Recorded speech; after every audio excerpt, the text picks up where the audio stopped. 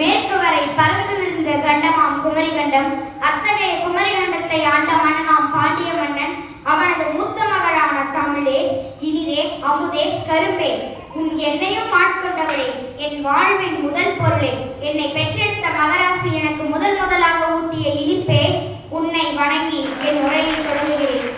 அவ்வையிடத்தில் யார் பெரியவர் என்று கேட்ட பொழுது அவர் கூறினார், பெரிது பெரிது போனம் பெரிது, போனமோ நான்குகள் படைப்பு, நான்குகள் திருமால் முந்தியில் பிறந்தோன், திருமால் அடக்கல் தூயின்றோன், அலைக்கடல் சிறுமுனி கலசத்தில் அடக்கம், சிறுமுனி கலசமோ புவியில் சிறுமன், புவியோ அரவில் ஒரு தலைவாரம், அரவில் உமையவள் சிறுவிரல் மோதிரம், உமையவள் ஈசனுள் ஒடுக்கம், ஈசன் தொண்டருள் ஒடுக்கம், தொண்டரின் பெருமையை சொல்லத்தான் வேண்டும் என்ற அவ்வையவரின் வார்த்தையை முழங்க, தமிழுக்கென்று தன் வாழ்நாள் முழுவதும் தொண்டு செய்த எனது அருமை குருநாதர் ஐயா கீரை பிரபாகரன் அவர்களை வணங்கி, மற்றும் மரம் என்றால் வளர்ச்சி, மலர் என்றால் மகிழ்ச்சி, தமிழ் என்றால் தமிழச்சி என்று தமிழை முழங்க மா சித்ரா அம்மா அவர்களையும் வணங்குகிறேன். பெருமாளே, உன்னை உரைத்தால் ஒரு ஜென்மம் போதாது. நீ எடுத்த அவதாரங்கள் கொஞ்சமா நஞ்சமா? உன்னை பற்றி அறியாத ஆட்களே இல்லை இந்த பூமியில். உனக்கென்று அமைக்கப்பட்ட கோவில் தானே இந்த உலகில் மிகப்பெரிய கோபுரத்தை கொண்ட கோபுராகும் ஸ்ரீரங்கம் ரங்கநாத சுவாமி கோவில். ஆம், இப்பொழுது நான் பெருமாளின் 10 அவதாரங்களையும் அவர்களது கதைகளையும் கூறி எனது கதையை தொடங்குகிறேன். முதல் அவதாரம் பச்சை. கடலில் மூழ்கிய உலகத்தை காக்க வந்தார். ஆம், யுகங்களில் மிகவும் முக்கியமான யுகங்களான 4 யுகங்களில் 2வது யுகம் முடிவில் மகா பிரளய காலம் சம்பவிக்க இருந்த போது மகா முனிவரிடம் அவரது கையில் மாட்டி அவரிடம் ஒரு சிறிய மீனாக மாறி கமண்டலத்திலிருந்து தொட்டிலில் இருந்து மிகப்பெரிய குளத்திலிருந்து ஏரியிலிருந்து கடல், கல்லாளன் கற்றது களிமண்ணளவு, கல்லாவது உலகளவு என்பது அந்த முனிவரின் வாழ்க்கையில் சரியாகத்தான் போய்விட்டது. அவரது கையளவு இருந்த அந்த மீன் கடலளவிற்கு மிக பெரியதாகிவிட்டது. பிறகு படகில் அந்த உலகையே காப்பாற்றி அனைவருக்கும் துணிச்சலையும் அவர்களை காப்பாற்றும் உணவையும் உதவி செய்தலையும் புரிய வைத்தார். இரண்டாவது அவதாரம் வராக அவதாரம். ஆம், வராக அவதாரம் பன்றியாய் உருவெடுத்து பூமி தாயை காப்பாற்ற வந்தார்.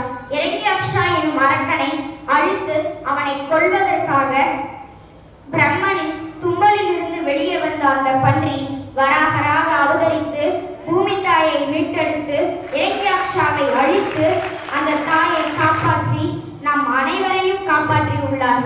அன்று வராகர் இல்லை என்றால் பூமி இல்லை, பூமி இல்லை என்றால் நாம் இல்லை. நானும் இதை பேசி இருக்க மாட்டேன், நீங்களும் இதை கேட்டு இருக்க மாட்டீர்கள். மூன்றாவது அவதாரம் நரசிம்ம அவதாரம்.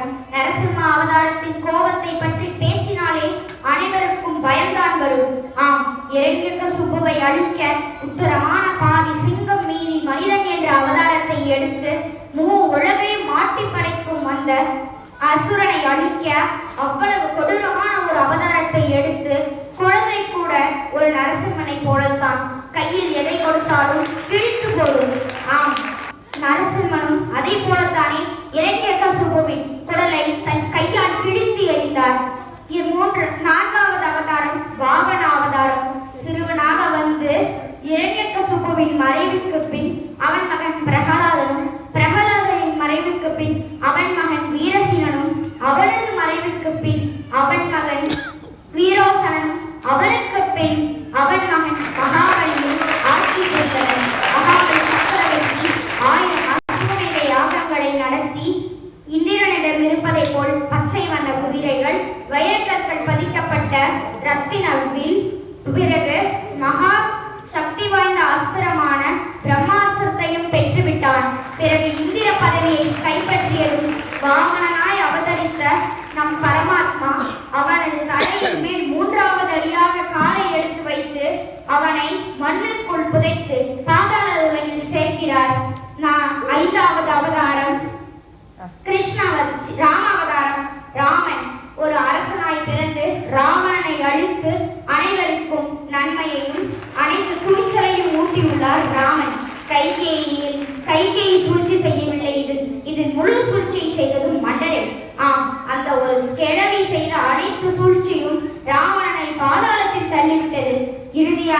அந்த ராமன் தன் குழந்தைகளை கண்டதும் தன் வாழ்வே முடிந்துவிட்டது.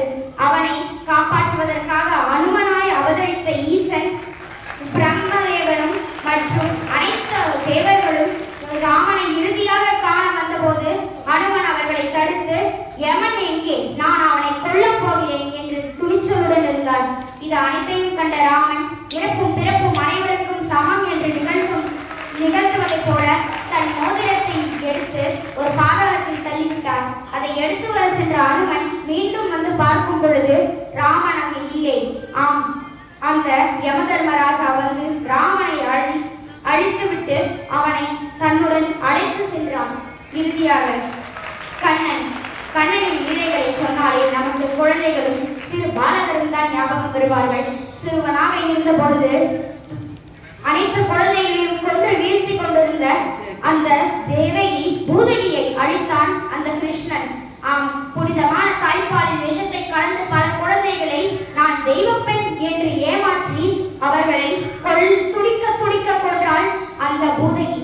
அவளையே தன் கைகளால் கொன்றான் அந்த கண்ணன். பிறகு ராமாயணம் மகாபாரத காலகட்டத்தில் அர்ஜுனனுக்கு பல உரைகளை நிகழ்த்தி அவனுக்கு பல அற்புதமான உன்னதமான கருத்துக்களை கொடுத்து கீதை எனும் ஒரு புராண கதையை நமக்கு படிக்க கொடுத்தான் அந்த கண்ணன். இறுதியாக நம் அனைவருக்கும் தெரிந்த லட்சுமணனுக்கு அடுத்த அவதாரமான பலராம அவதாரம். ஆம், ஆதிசேஷனின் அவதாரம் தானே அவர். ஆம், ஆதிசேஷன் திருமாலுடன் அனைத்து நேரமும் இருந்து கொண்டே இருப்பார். அவருக்கு படுக்கையாக ராமாயண காலகட்டத்தில், அவருக்கு லட்சுமணனாக, இறுதியாக மகாபாரத காலகட்டத்தில் கண்ணனுக்கு பலராமனாக வந்து அவதரித்தார். அந்த 9வது அவதாரம் அவர்தானே அந்த பலராமன். கண்ணனுக்காக தன் உயிரையே கொடுக்க துணிந்த அந்த பரமாத்மாவின் படுக்கையான அந்த ஆதிசேஷனை கூறினால் நாம் அனைவரும் மிக மகிழ்ச்சி அடைந்து நமது மனமும் நமது ஆத்மாவும் நமது கர்ம பலனும் புண்ணியமடையும். இறுதியாக அவதாரம் கல்கி அவதாரம். இதை கருடர் ராமனிடம் மற்றும் கிருஷ்ணனிடம் கேட்டார். இப்பொழுது நான் அதை உங்களிடம் சொல்லுகிறேன். ஆம், கருடர் சென்று கிருஷ்ணரிடம் கலியுகத்தின் முடிவு எப்படி இருக்கும் என்று கேட்டார். இந்த 4 யுகத்தில் முக்கியமான யுகம் மற்றும் இறுதியான யுகம் கலியுகமே. முதலில் அனைத்து மக்களும் பசி பட்டினியால் வாடி இறக்க தொடங்குவர். பிறகு அனைத்து மக்களும், உறவினர்கள் மற்றும் மிக்க நண்பர்களும் தனக்குள்ளே உதவி செய்து கொள்ள மாட்டார்கள். பிறகு பரமாத்மா 12 சூரியன்களை வர வைத்து உலகத்தில் ஒரு சொட்டு தண்ணீர் கூட இல்லை எனும் வரை தண்ணீர் அனைத்தையும் உறிஞ்சுவார். இறுதியாக கல்கி அவதரித்து உலகம் முழுவதையும் அழிக்க தொடங்குவார். பிறகு பிரபஞ்சம் முழுவதையும் பல மாதங்களும் பல வருடங்களுக்கு நீரினால் மூழ்கடிப்பார், மழையினால். பிறகு அனைத்தும் உன்னதமான புனிதமான சத்தியுகமே உருவாகும் என்று கூறி அந்த பரமாத்மாவின் திருவடிகளை சரணம் என்று கூறி விடைபெறுகிறேன். நன்றி, வணக்கம்.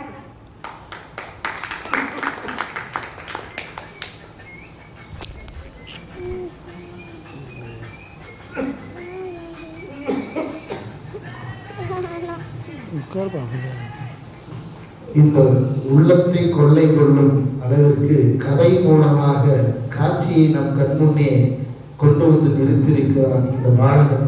இப்படி ஒரு ஞான உதவி பெற்றிருக்கும் இந்த பாலகனுக்கு ஒரு கரகோஷத்தை எதிர்க்கின்றோம்.